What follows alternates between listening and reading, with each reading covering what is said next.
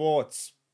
Rassie Erasmus has officially named his 23 to face the All Blacks this weekend, and it's a bit of an unexpected 23, really. The big news is no bomb squad. An orthodox 5-3 split for the Springboks, and a surprise inclusion for Ethan Hooker, who's, I think, played one game for the Boks so far this year, and he will get an opportunity at Eden Park. I mean, talk about big opportunities for a player who hasn't really featured so far.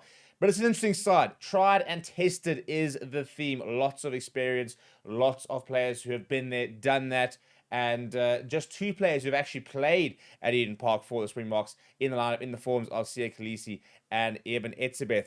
Before we get into the side, please do smash a like on the video. Please do subscribe to the channel as well. Let's have a look, shall we, at exactly what Rassie Erasmus has done over here. Right, there is your 23, and it's an interesting 23. I think a lot of us are probably expecting a bomb squad kind of vibe. I think it's interesting to see that Toit is starting. And I think it's interesting to see, obviously, the 8th man selection. So let's go through it, shall we? Oxenchair in the number 1 jersey. Malcolm Marx next to him. Thomas du Toit starts in the number 3. Volkolo being backed to do a job off the bench. What, for me, would have been interesting is had the All Blacks maybe shuffled their pack a little bit or their front rows a little bit, this might have changed. But big opportunity for Oxenchair to have a go at Fletcher Newell. Thomas du Toit up against Ethan de Groot's going to be a very good battle as well. In the second row, Eben Etzebeth next to Ruan Nokia. I mean, that is such a good reward of form for Ruan Nokia, who was one of the few players last year, I think, really took his opportunity and bashed the door down. He became undroppable, really, with the way he was playing last year, and even this year has just kept it up with stand-up performances. Maybe not the most physical of locks out there. You know, he probably doesn't bring the same sort of physicality as maybe even a Tupou Vai, you know, his opposite number for this weekend. But his work rate is absolutely immense.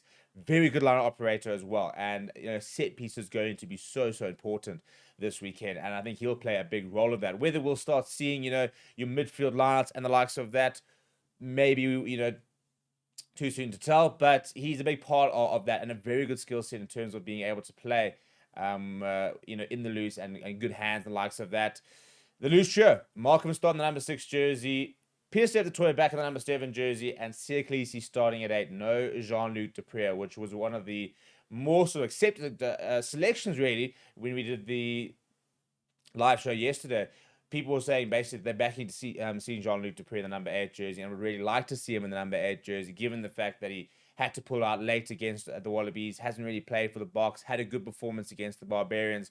But Siya Kolisi is fit and is being backed in the number 8 jersey. By the way, this will be his 95th cap as he ages ever closer to that big number 100, which Ardie Savia, by the way, gets to this weekend. Big calls at 9 and 10, probably the sort of calls we were expecting, really. Grant Williams in the number 9 and 10 combination with Handre Pollard. So with Pollard's selection, Willie Roux at 15 is essential, who I think actually has also played at Eden Park for the Boks. I think all 3 of them who featured there before. So Grant Williams, I think, was always going to be a pretty straightforward selection. I wonder if they might have been tempted, especially if they'd gone with a 6-2 split, to put Grant Williams on the bench and almost kind of use him as that impact. But I think at the moment, this is a team built to build an innings. And I think Grant Williams will partner with Handre Pollard in trying to put pressure on the All Blacks, put them on the back foot and to try and sort of knock off a few points. Then when the opportunity is there, have a bit of a go. Canon Moodie does survive his performance against Australia and starts the number 11 jersey for the first time. Interesting to see it. He'll be on the left and Cheslin Kolbe will be on the right. What for me will be interesting to see is whether that decision was actually made after the All Blacks named their side, and if Sever Reece, for example, was in the number 14 jersey, would that have potentially have changed their thinking as well? In the centres, Jesse Kriel, Damian de Allende extend their centre partnerships. I mean, there are experience between those two, 172 caps between those two. So that's the big thing. The theme of the backline is experience trumps everything. Willie Roux in the number 15 jersey. That will spark a lot of debate. But I think, to be fair, I think a lot of people have been coming around to the fact that we want to have his level-headedness. We need to have his creativity as well, because he just brings so much to the team from creating chances, potentially creating tries, and the likes of that. So I think that that's quite an important selection, you know, Willie Roux in that number 15 jersey. And then off the bench, yeah, I said no 6-2 split. That's a surprise. I am surprised, to be perfectly honest. I thought that we would see a potentially a 6-2 split. People were talking about a 7-1 split even, but it's not. And I tell you what, not a lot of experience in this front row. Jan-Hendrik Wessels covering hooker in itself is an interesting selection. It's maybe the only selection I don't really agree with. I just want to see more of Marnus van der Merwe. I really think that he can bring a lot to the table. Jan-Hendrik Wessels does bring a lot with regards to, a lot of physicality in that second half. Very good work rate, quick around the park. But I like the fact that Marnus van der Merwe would have been a second fetcher in the second half. And I worry about our lineouts in the second half as well. With Jan-Hendrik Wessels, maybe not as good of a line operator as I think Marnus van der Merwe is. Bowen Venter, though, I mean, how's this? He wasn't even in the box mix 2 or 3 months ago. He wasn't even in lineman camps. He was basically nowhere, was Bowen Venter. He will now get opportunity to play against the All Blacks at Eden Park. And I think it's the inexperience of those two who have a combined 8 caps that necessitates Wilco Low coming in the second half and hopefully just trying to smash that scrum in the second half. Noah Diago also being used off the bench, I think, is a good move.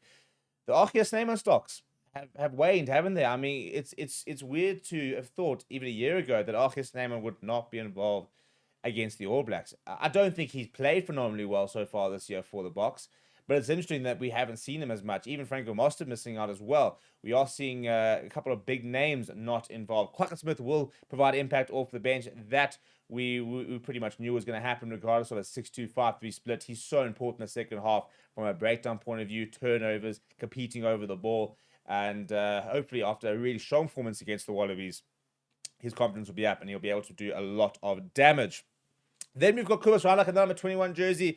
A bit of experience there, partnering the other 2 backline players who have 12 caps between them. Sasha Feinberg Gomazulu back to the number 22 jersey. He can come on obviously at fullback, at 10, at 12.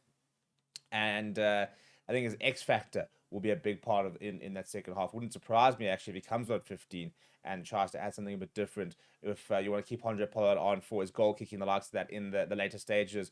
Ethan Hooker for me is a very surprising selection. I think we could have very easily gone with a 6-2 split, and you could have added an extra lock in the form of a Franco Moster, Arceus Snyman, gone with Kobus Reinach and gone with Sasha, and left out Ethan Hooker. So for me, I think that is Caden Moodie insurance. To be honest, I think with the way that he played against the Wallabies and had a really tough game, they're backing him again. Could have got Makasoma Pimpi, maybe even the safer option, but they're backing Caden Moodie. However, they have got an option where if he's not playing well, they can put an Ethan Hooker on who will be playing just a second game for the Boks. Big ask, very, very big ask. But again, I suppose, also a bit of an unknown, really, for the All Blacks. Big physical winger, a bit of a different mold to the other wingers who are, more fleet-footed, for example.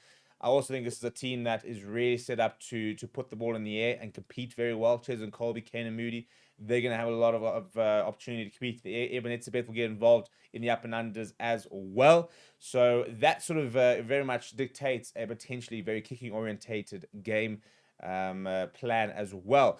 In terms of some stats, Springboks will go in search of their 5th victory in a row this weekend.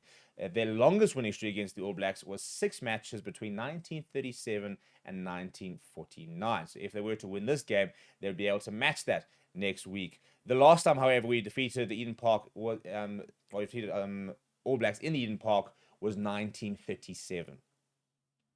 A long time ago. And we've got to try and break that kind of record, and the All Blacks themselves have not lost at Eden Park since 1994. So, yeah, I mean, that's how much of it is a fortress Eden Park type of thing. In terms of your caps and the way it's sort of distributed, total test caps for the Springbok starting lineup is 939, which is the 4th highest combined in South African history. Total. So it is the 4th most experienced Springbok side of all time. And I think that's significant. That is very much, they're bringing players who have been there, who've done that, who are going to be able to cope with the pressure and hopefully be able to get a result. That's not an accident. That is very deliberate. And in terms of the average caps, there are 434 in the backline, 505 in the forwards, 206 on the bench. Your average player in the starting lineup has over 60 caps. That's an incredibly important stat. The average player on the bench has 20. The average caps on the bench is 26. So it's experience. At the end of the day, we're backing experience to get the victory. Is it the right decision? Well, we're going to ask you in the comments, and let's go take a look.